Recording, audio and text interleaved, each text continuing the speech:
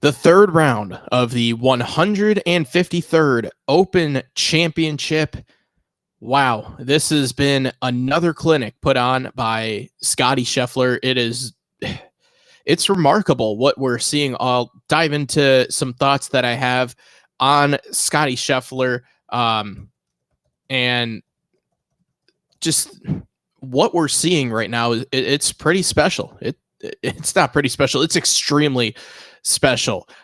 It's going to be. It should be quite a show that we see tomorrow, but he put on one hell of a show today, and we'll talk about that. We'll go over the leaderboard. Interesting leaderboard through 3 rounds of play. Had some wild rounds out there on the course. Course played under par, actually played over a stroke under par. We'll go over some of the stats. Some quotes that were interesting from press conferences today. Not as interesting of press conferences as we've seen in the past, but it's been a clinic. I mean, what else can you say about what Scottie Scheffler is doing? This is an absolute clinic, and certainly one of the better performances that we've seen in recent major championship play, not just for the Open Championship, but in all major championships. The way how he has been going about things is it's pretty incredible. So as always, if you would like to join in the chat, you're more than welcome to. Give me your thoughts, what you've seen, anything that stood out from you from either today or just the past 3 days as a whole, anything that you're looking forward to tomorrow, as it appears as if we are going to be watching some history unfold right in front of us. Okay, let's take a look at the leaderboard first. We'll go over tee times as well later on. So starting off, of course, it's Scottie Scheffler at the top, 14 under, goes 4 under today, bogey-free 67. Haotong Li is going to be in the final pairing tomorrow. Surely a sentence I didn't think I would be saying going into this week, but Haotong Li, 8 years later, after finishing solo third at the Open Championship, he sits 4 shots back and grinded his way around the course, especially on the back nine, had a very up and down back nine, ends up with a 2 under 69, and here he is with a great opportunity to get another top 5 at an Open Championship, and it's pretty unique to hear someone go 8 years in between from going 8 years in between from a solo top 3 to now what appears to be another top 5, top 10 performance in a major championship. Matt Fitzpatrick, solo third. He's at 9 under. A really brutal day putting. He went even par today, shot 71, 2 over on the back nine. Rory McIlroy, boy, he made some roars today. Started off 3 under through 4, the eagle on 12, the birdie on 15, the up and down on 16, 5 under today, shot 66, but he is 6 shots back of Scottie Scheffler when he tees off tomorrow with fellow potential Ryder Cupper this year. They've been teammates in the past, Matt Fitzpatrick. Chris Gotterup also tied for 4th at 8 under. Harris English and Tyrrell Hatton round out that quartet at T4. Xander Schauffele, solo 8. He's come quietly, I would say. I know that the broadcast showed quite a bit of him, but with all of the talk about Scottie Scheffler and the way that this championship has played out, it's easy to forget that, hey, your defending champion is sitting there at solo 8. Really good round from Xander today, going 5 under. Rasmus Højgaard, Russell Henley, Nikolai Højgaard, Robert McIntyre, and Brian Harman are all at 6 under. They are tied for 9th. And then you've got a pretty big group tied for 14th. Wyndham Clark, Matt Wallace, each shooting 5 under today. Lee Westwood, Harry Hall, Justin Rose, Ludwig Oberg, Christopher Reitan, and Oliver Lindell, a couple of Euro Tour players making their way into the top 20, sitting at 5 under. Dustin Johnson had a good round today, 4 under for the championship, 4 under in the third round. Lucas Glover and Mark Leishman also at 4 under. They shot 3 under today. Keegan Bradley was 1 under today, shot 4 under. John Perry had the hole in one on 13. Let's see. JJ Spawn, U.S. Open champion, is at 3 under along with Tommy Fleetwood, Justin Thomas, and Tony Finau. Let's see. We've got Hideki Matsuyama at 2 under, tied for 34th. Bryson DeChambeau, he might end up getting himself a top 20 after looking like he was going to miss the cut after 18 holes. Great round from Bryson to keep battling back. John Rahm, one of the heavy favorites, is also at 2 under for the championship. Let's see, going a little bit further down the leaderboard, Justin Leonard again goes under par.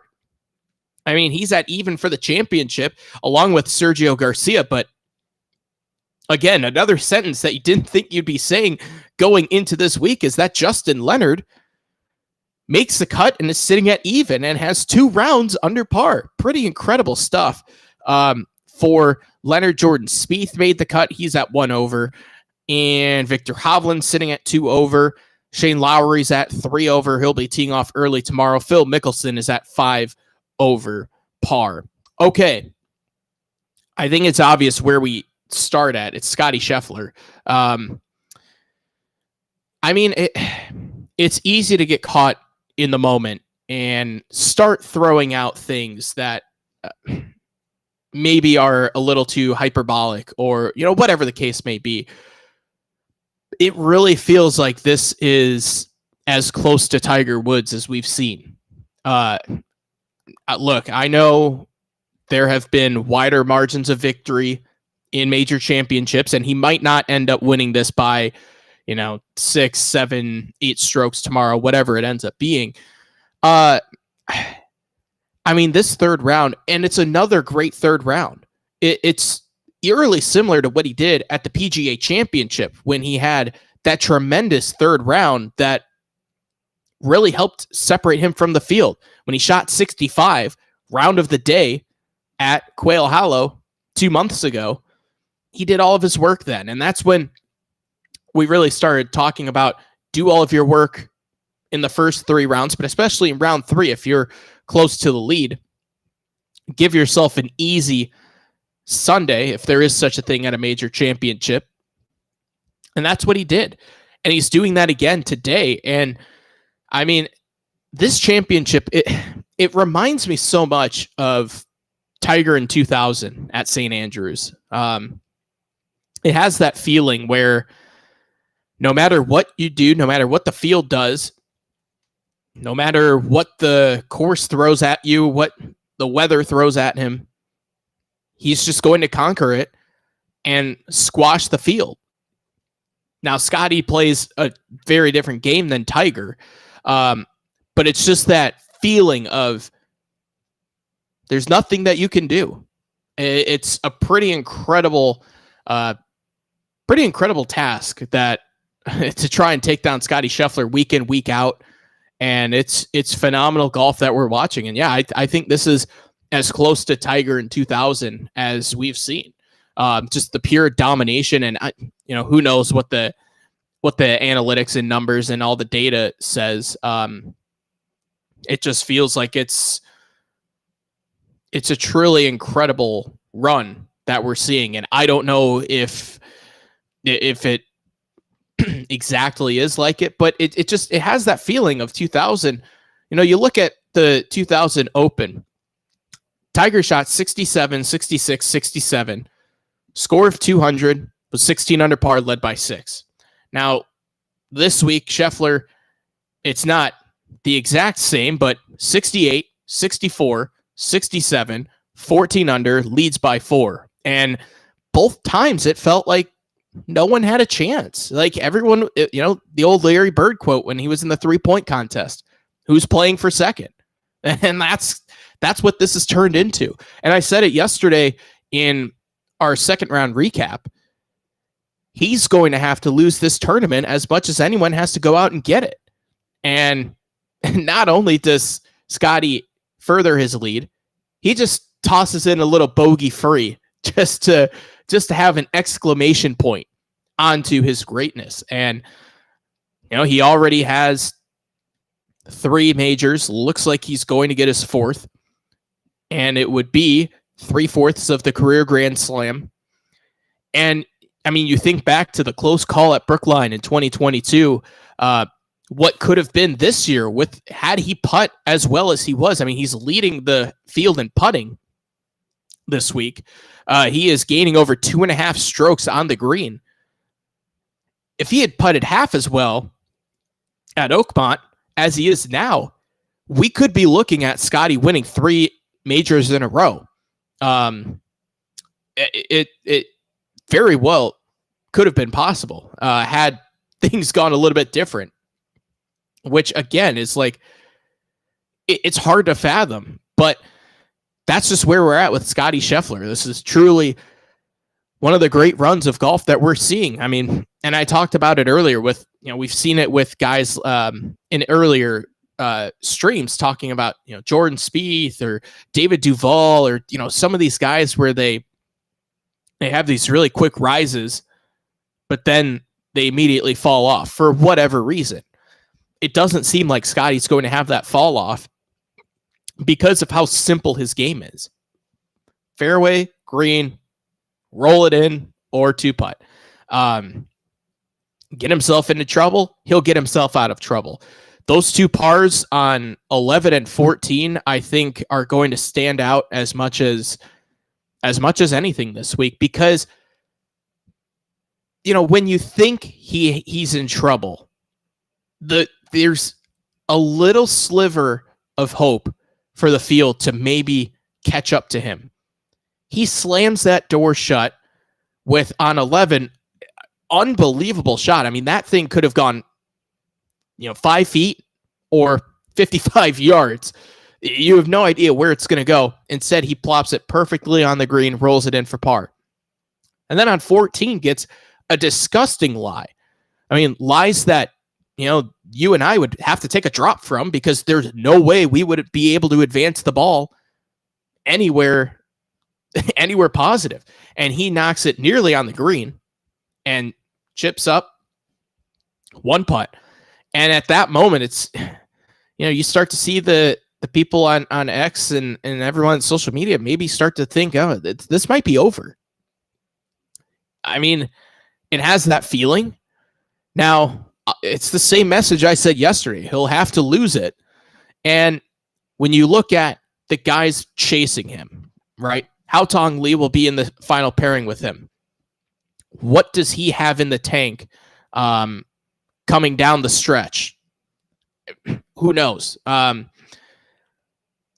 Maybe it helps him being so far back that there's not as much pressure as if he were maybe tied for the lead or 1 back, because that would kind of be like a match play situation. Whereas, when you're going up against Scotty 4 shots back, you need him to make mistakes. And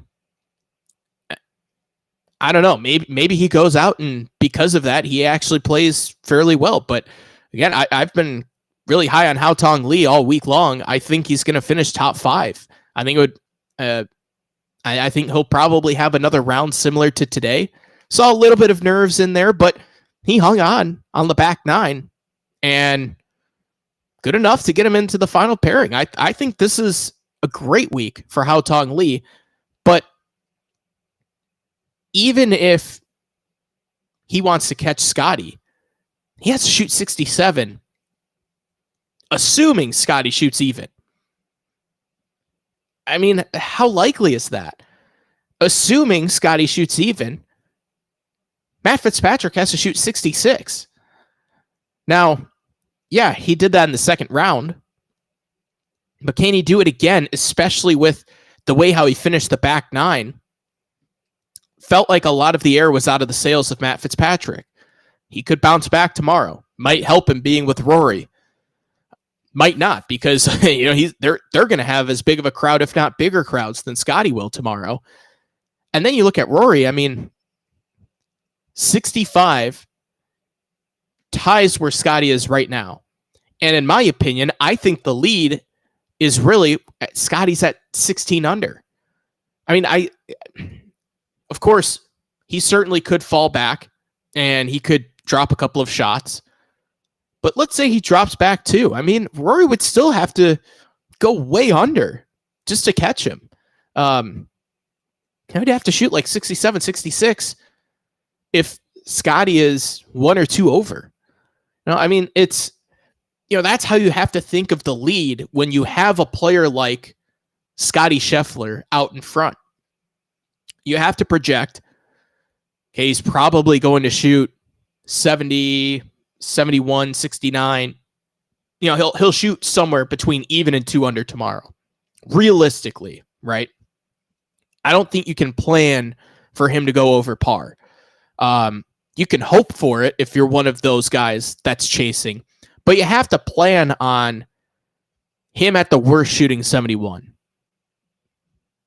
Okay, now you have to start doing that mental math, and that only affords you 65 shots if you're at 8 under like McIlroy, or 66 if you're Fitzpatrick.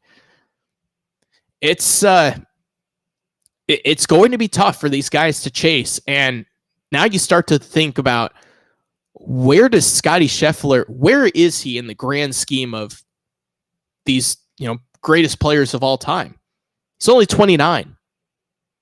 He's still entering his prime. In all likelihood, 4 majors, gold medal. He's won the Players twice. He's going to be on the right. Well, he's already on the Ryder Cup team. I mean, this is amazing stuff. I just want to go back. Players Championship, he finished T20. This is Scotty's results since March 30th at the Houston Open. T2, solo 4, T8, win, T4, win, T7, T6, T8. That's amazing. That is unbelievable. You have to go back to the Phoenix Open, the last time Scotty Scheffler finished outside the top 20, and the last time that Scotty Scheffler finished outside the top 25 is the BMW Championship last year when he finished T33. This is ridiculous stuff that we're seeing out of Scotty, and it's why I'm saying this is very similar to what Tiger was doing in 2000. In his last 25 starts, he's got 1, 2, 3, 4, 5, 6, 7, 8 wins. And should he win tomorrow, he would then have 9 wins in his last 25 starts. Oh, by the way, 9 win. Let's say he wins tomorrow. He has 1, 2, 3, 4, 5 finishes outside of the top 10 in that same time frame.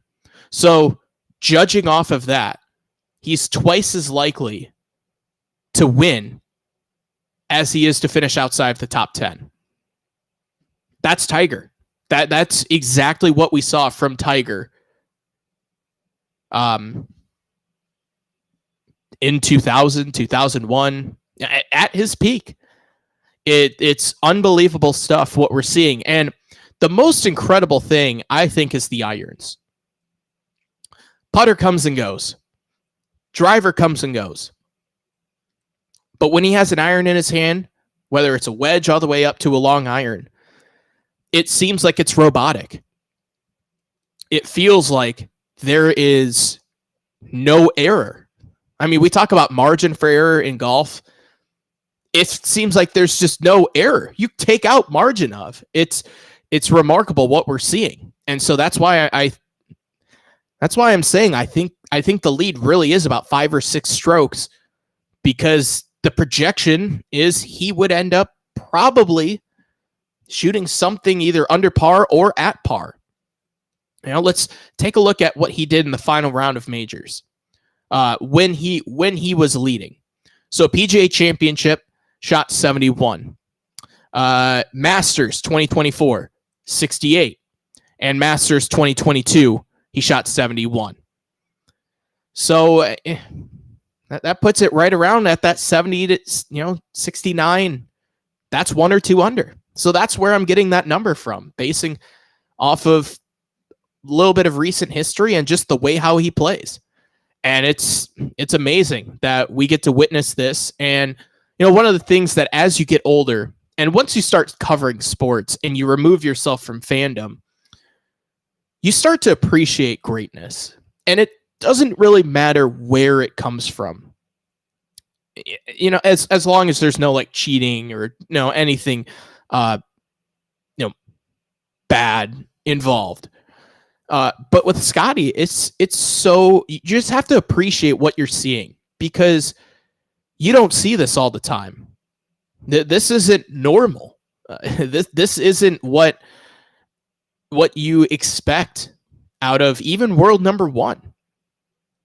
And Tiger kind of skewed things because of how great he was year in and year out. Down years for Tiger was when he was only winning 5 times and didn't have a major. What's wrong with Tiger? That's the question that he would get. In 02, not in 02, 03, 04, especially when he had world number 1 ripped away from him by Vijay Singh. It took Vijay 9 wins and a major and a string of top 10 finishes like what Scotty's doing to rip away world number 1 from Tiger. And I understand the OWGR doesn't carry as much weight as it once did. But it doesn't matter what ranking system you use, Scotty is number 1. And he is putting it on full display here. And we've talked about it a couple of times this year already. What is that magic number he ends at with majors? I still say 7, and I still say he gets the career Grand Slam. I mean, if he gets 4, only 29, he plays Augusta so well, it makes your mind wander as to what could happen. But it's like I also said yesterday, the game eventually catches up to you. It's how do you adapt? How do you say, okay, the game's starting to catch up to me. I need to get out ahead of this. And that's what the great ones do. The longevity of being great, because anyone can be great for a week. Anyone can be great for 4 days. That's why there are some major winners that are considered flukes, because at the professional level, you can catch lightning in a bottle for 4 days. But to do it for 4 years in a row, or 8 years, or 10 years, or 15 years, it's special stuff that we're seeing. And, when you go into watching tomorrow, maybe try and turn off that fandom switch and just appreciate the greatness and potential historic greatness that we are watching out of Scotty Scheffler. It's potential history unfolding right in front of our eyes. And to see, like the reception that Rory McIlroy got after being the Grand Slam, winning the Grand Slam. That was a really cool and unique response and celebration and jubilation that, we haven't really seen before. And we'll probably have that opportunity to relive that again when Scotty Scheffler seems like inevitably completes the career Grand Slam. But let's talk a little bit about the guys that are chasing him. Haotong Li is an interesting example. So Haotong Li started 22 times in 2023, made 2 cuts. And here he is 2 years later in the final pairing of the Open Championship. Just to think of that is, I'm not expecting Haotong Li to challenge Scotty Scheffler for a win tomorrow.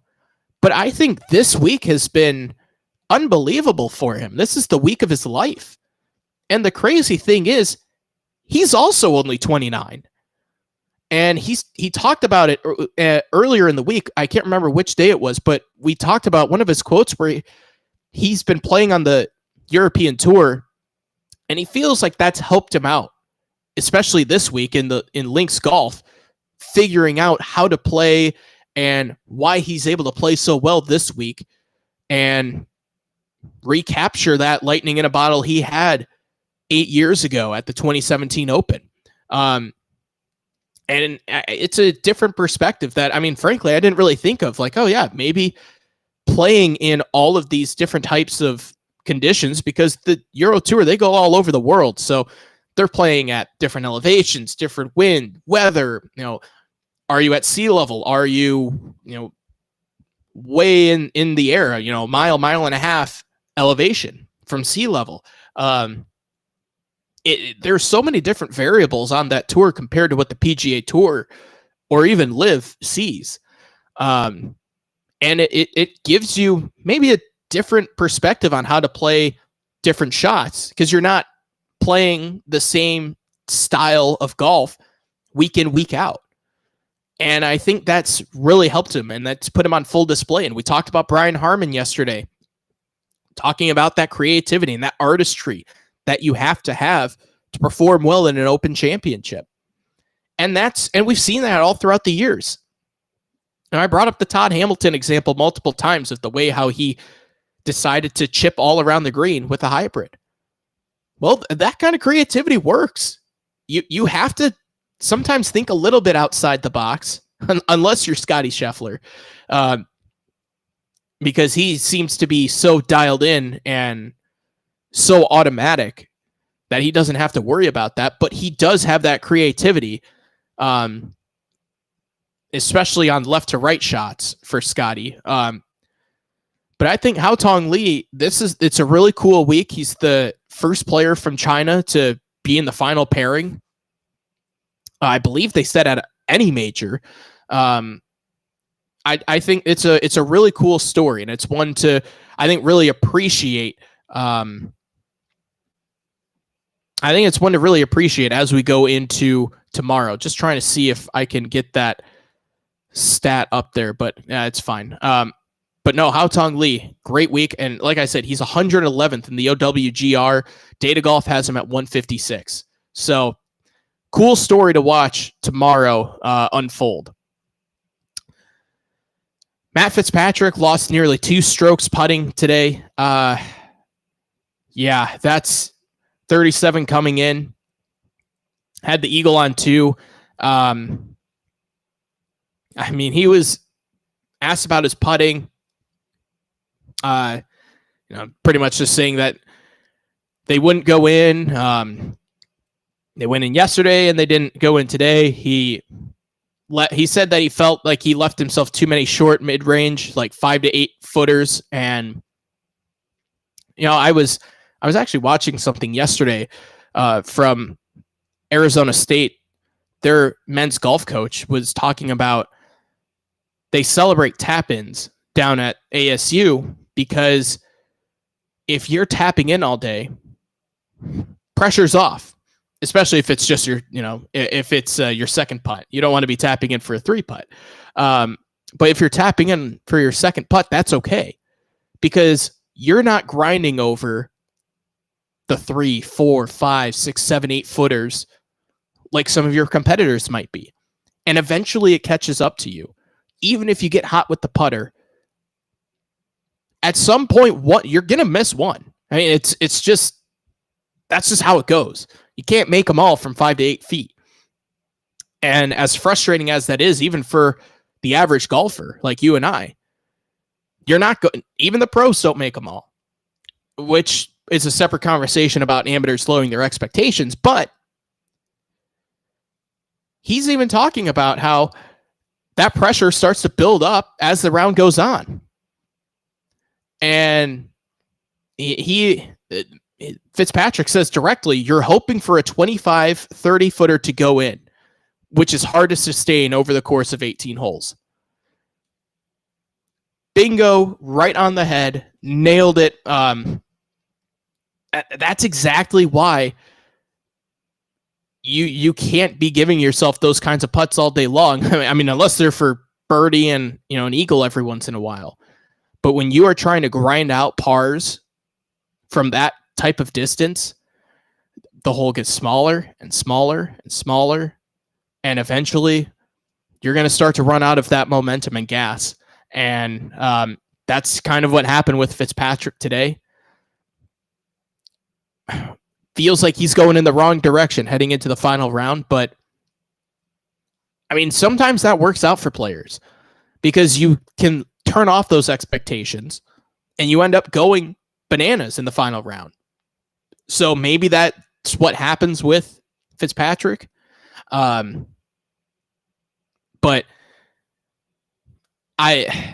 it seems like, I don't want to say he's out of it, but it seems like out of the top 4, he is probably either 3 or 4 if you had to rank who's the most likely to come away with this major. Rory McIlroy. Time to talk about Rory for a little bit. And then I actually want to circle back to some quotes here. Although Scotty, he didn't give you a whole lot today for some quotes. There's a couple of interesting quotes we'll get to here in a moment. But Rory gets himself in the house with a round of 5 under 66. Eagles 12, birdies 15, gets off to the super hot start with birdies on 1, 2, and 4. The one blemish coming on 11.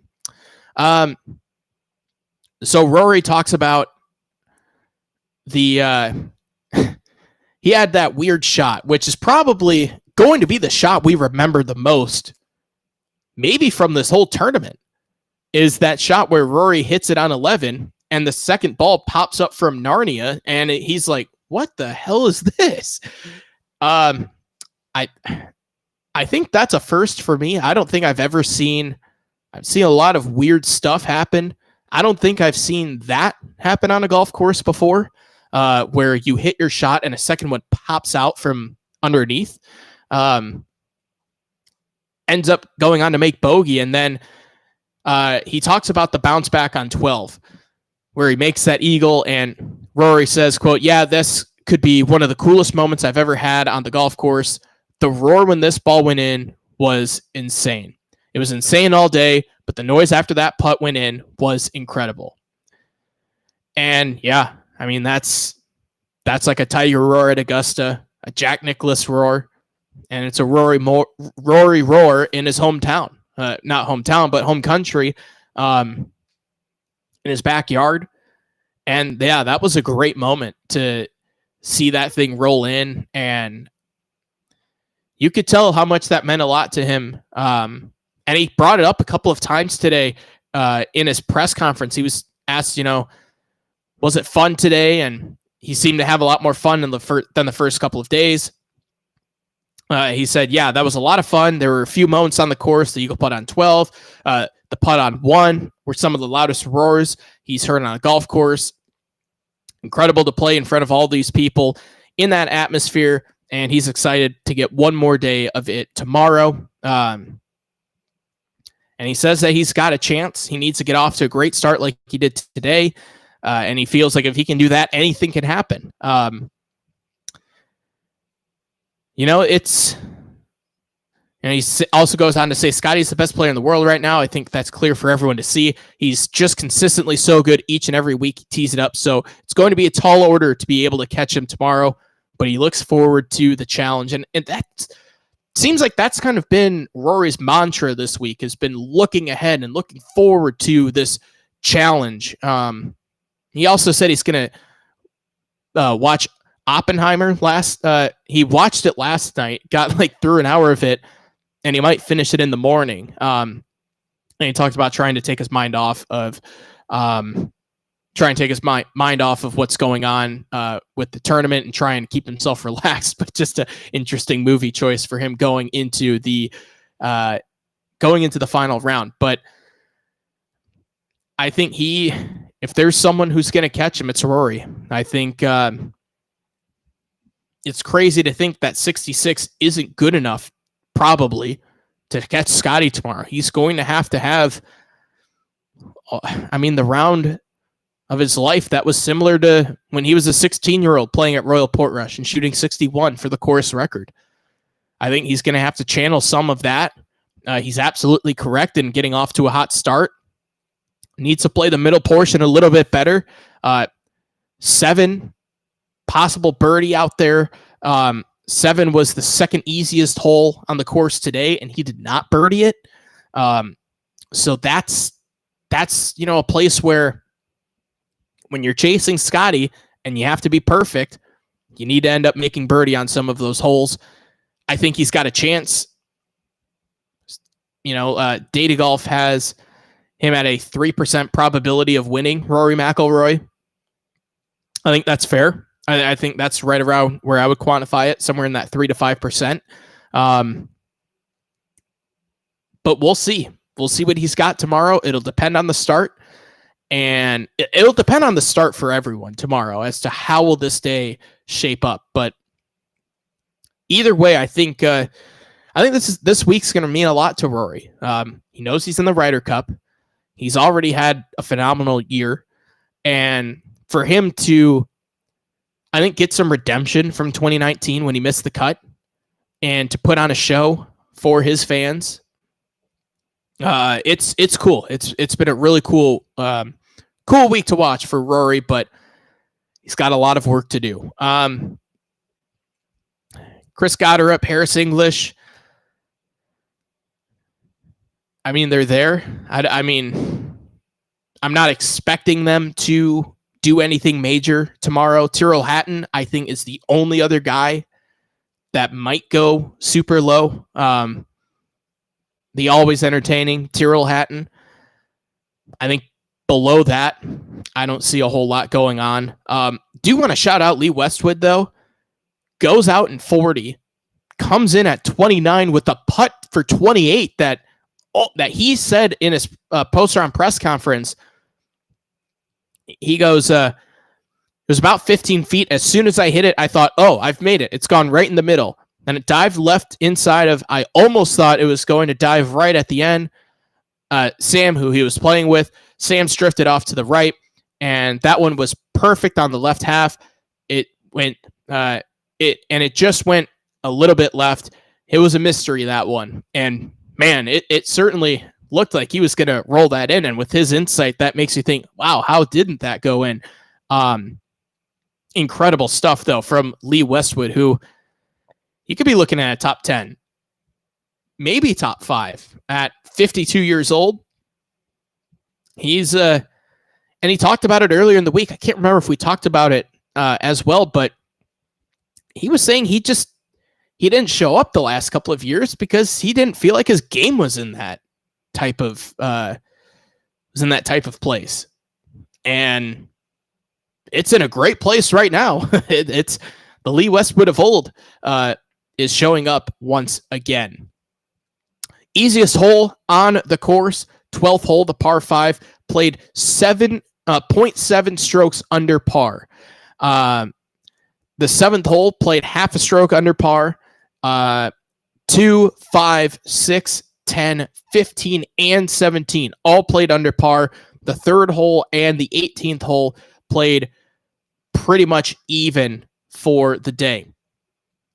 Front 9 and back 9 played exactly 0.51 under par. So gives you a total there of 1.03 under. Afternoon wave was a stroke easier than the morning wave, almost entirely on the front 9, where the front 9 was playing nearly a stroke under par for the afternoon wave, just about a 1/10 of a stroke under par for the front. Winning score probabilities, 17 under, 13%, 16 under, 14%, 15 under, 14%, 14 under, 12%, all according to Data Golf. Okay, well, as far as tomorrow goes, like I said earlier, I think you just enjoy the greatness that we're watching unfold. This is something that as a sports fan, you want to watch greatness at some of the highest level, and this is what we're seeing. Now, should Scotty Scheffler tumble? I mean, it's such a cool hole. I really enjoy 1 because that tee shot, it makes you think. You just have to step up and hit it. You got to hit it. No way around it. And that can completely derail you. I mean, one completely ejected Brian Harman out of the championship with a double to start. So it's a great golf hole. I really enjoy that tee shot. Just watching guys, you can see plain as day. There are some guys that don't want to hit it, and some guys that are like, I'm stepping up and I'm whacking this thing right down the middle. That's going to tell the story, like Rory said. Can he get off to a good start?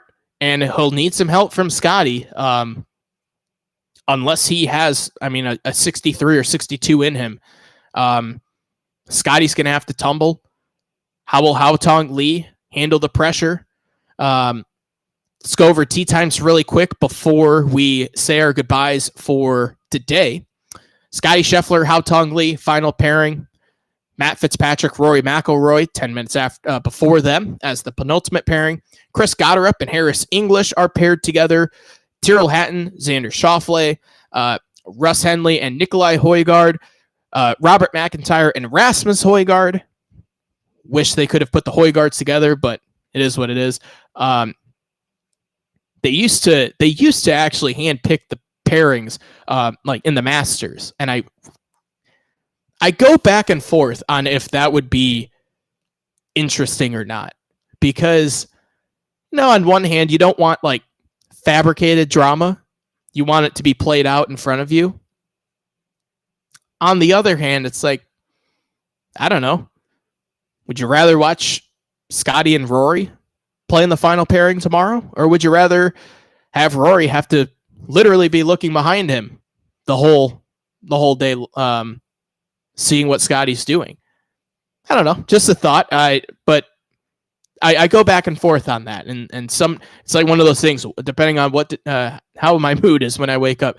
I like this one day, and then I hate it the other day. So just a interesting thought there. Brian Harman and Wyndham Clark are paired together. Matt Wallace and Oliver Lindell, as we're starting to get back into the T14s of the groupings. And yeah, that's really about it as far as interesting pairings. Any other stats that we need to go over? I don't think there's anything else that we need to talk about as far as today. We'll be back again tomorrow. We'll have the live stream, so hope that you can join us for that. Again, we've got PNGA coverage from the Men's Amateur Championship down in Sun River, Oregon. That is taking place. It's quarterfinal and semifinal action today. Have an article on the website later on. And then tomorrow will be the 36-hole championship match. Be on the lookout for that. Follow us on X at YourESN, Eli Sports Network on Facebook. You're already here watching the video, so you know how to get to the YouTube channel. And we will be back again tomorrow. One final time, 5 days in a row, we will do another major championship stream. Are we recapping a Scotty Scheffler victory? Are we looking broader picture, bigger picture tomorrow? Or are we looking at one of the greatest collapses potentially in major championship history, and who will be victorious? Right now, Scotty Scheffler, heavy favorite. I checked DraftKings earlier, minus 750. Rory was in second. I think it was plus 2,200 or something like that. So even the folks in Vegas and online gambling are putting a lot of money on Scotty Scheffler to take care of business. We will see tomorrow. Should be an incredible journey to determine who is the 153rd Open champion. I will be back at it again tomorrow. Hope you have a great and safe Saturday. Maybe try and get out and play some golf today. A lot of time to get some golf in. And again, be on the lookout for some more golf content on our website, elisportsnetwork.com. Thanks for a little bit of your time. Hope you enjoyed it. Feel free to leave any comments in the comment section down below of any of your thoughts going into round 4, which we'll be recapping tomorrow after play concludes. Have a great and safe Saturday. We'll see you tomorrow.